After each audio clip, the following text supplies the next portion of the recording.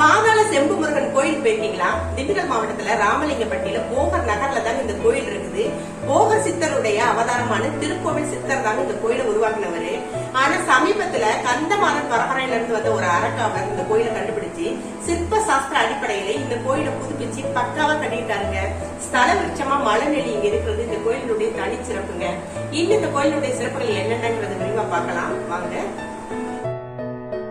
பாதாள செம்பு முருகன் கோயிலுக்கு வந்துட்டோங்க. நல்ல விலாசமான இடமா இருக்கு பாருங்களேன். வாகனங்களை எந்த விதமான இடையூறு இல்லாம நிறுத்தி வைக்கிறதுக்கு வசதியா இருக்குங்க. கார் பார்க்கிங் செய்யறதுக்காக கட்டணம் எதுவுமே அவங்க வசூல் பண்ணல. இங்க இன்னொரு விசேஷம் என்ன அப்படின்னாக்க கருங்காலி மாலை தாங்க. கருங்காலி மாலை, கருங்காலி வேல், இதைத்தான் முருகனுக்கு பக்தர்கள் வந்து காணிக்கையா கொடுத்து பூஜை செஞ்சு பயனடைகிறாங்க. சுத்தமான கருங்காலி மாலை, கருங்காலியால செய்யப்பட்ட பொருட்கள் எல்லாமே இந்த கோயில் வளாகத்திலேயே விற்கிறாங்க. இந்தியா சுதந்திரம் வாங்குறதுக்கு முன்னாலே இருந்தேவும் போர் வீரர்களுக்கும் ராணுவ வீரர்களுக்கும் பரிவட்டம் கட்டி மரியாதை செய்யறது தான் இந்த கோயிலினுடைய மரபாகவே இருந்து வந்திருக்குங்க. இங்க மாற்றுத்திறனாளிகள் கர்ப்பிணி பெண்களுக்கு மட்டும்தாங்க தனி வரிசை ஏற்பாடு செஞ்சிருக்காங்க.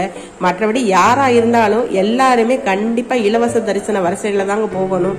காசு கொடுத்து டிக்கெட் வாங்கி முருகனை முன்னால போய் பார்க்கலாம் அப்படிங்கிற அந்த சோழிக்கே இடம் கிடையாதுங்க.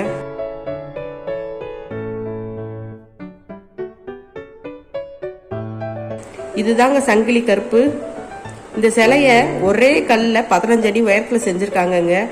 இவர்கிட்ட ஆசீர்வாதம் வாங்கிட்டு தாங்க உள்ள போகணும்.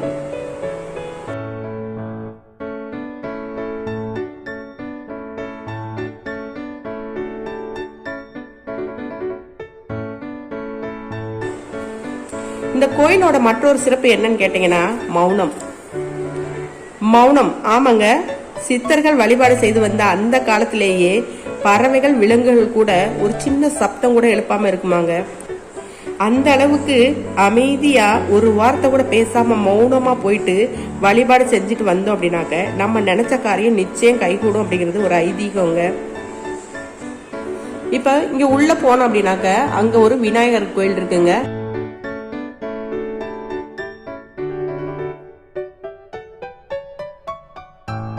அதை தாண்டி உள்ள போனாக்க கால பைரவர் கோயில் இருக்குதுங்க.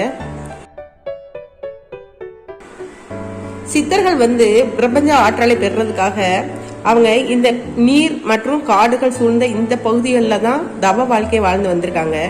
இந்த முருகன் கோயிலும் இந்த மாதிரி ஒரு சூழ்நிலையில தான் கட்டப்பட்டிருக்குது.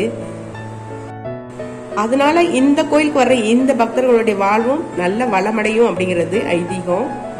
இப்பதாங்க முருகன் கோயிலுக்கு போறோம். முருகன் கோயிலுக்கு நம்ம சாதாரணமா போனோம் அப்படின்னாக்கா மலை மேல ஏறி ஏறி ஏறி போய் தான் முருகனை தரிசனம் பண்ணிட்டு வருவோம். ஆனா இங்க பாருங்களேன், பாதாளத்துக்குள்ள இறங்கி போய் தாங்க முருகனை பார்க்கணும். முருகனை பார்த்துட்டு திருப்பி வரும்போதுதான் நம்ம படி ஏறி மேல வர்ற மாதிரி இருக்குங்க. முருகனை பாருங்க, எவ்வளவு அழகா இருக்காரு பாருங்களேன். அமைதியா போய் இந்த முருகன் காலடியில நம்ம சரணடைஞ்சோம் அப்படின்னாக்க நம்ம நினைச்சது எல்லாமே நடக்குங்க. அந்த அளவுக்கு ஒரு வசீகரமான முகம்.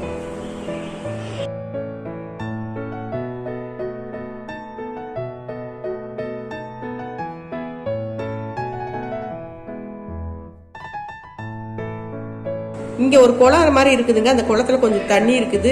அதுக்குள்ள காசா இறைச்சி விட்டுருக்காங்க. இது வந்து ஜலகண்டேஸ்வரர் கோயிலாங்க.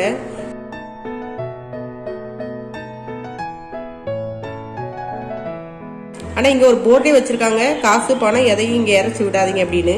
ஆனாலும் இந்த ஜலகண்டேஸ்வரர் கோயிலை சுத்தி நிறைய சில்லற காசா கிடக்குதுங்க. அதே போல இங்க வெளியே வந்தோடனே இங்க ஒரு லைப்ரரி இருக்கு பாருங்களேன். கவியரசர் கண்ணதாசன் நூலகம். இங்க உள்ள போய் இலவசமா நீங்க உட்காந்து என்ன வேணாலும் படிச்சுட்டு வந்துடலாங்க. இதுக்கும் எந்த கட்டணம் அவங்க வசூல் பண்றது கிடையாது. எதுக்குமே அவங்க பக்தர்கள்ட்ட இருந்து எந்த விதமான காசுமே அவங்க வாங்க மாட்டேங்கிறாங்க. சூடத்தட்டுல கூட காசு போட விட மாட்டேங்கிறாங்க. ஆனா வர்றவங்க எல்லாத்துக்குமே மதியம் அன்னதானம் போடுறாங்க. நீங்க பாருங்களேன், இதுதான் அன்னதானம் போடுற இடம். காயெல்லாம் கட் பண்ணிட்டு இருக்காங்க. அதை விட்டு நீங்க வெளியே வந்தோம்னாக்க இங்க 50 நாள் செய்யப்பட்ட மோதிரம், காப்பு எல்லாமே வித்துக்கிட்டு இருக்காங்க. எல்லாத்தையுமே பாக்குறதுக்கு ரொம்ப அழகா இருந்துச்சுங்க. மௌன மொழி ஒன்றுதான் இறைவனை அடையும் தூய மொழி. நீங்களும் மௌன மொழியில முருகன் கிட்ட உங்களுடைய மனக்குறைகளை எல்லாம் எடுத்து சொன்னீங்க அப்படின்னாக்க கண்டிப்பா உங்க குறைகளை எல்லாத்தையும் தீர்த்து வைப்பாருங்க. வெற்றிவேல் முருகனுக்கு அரோகரா.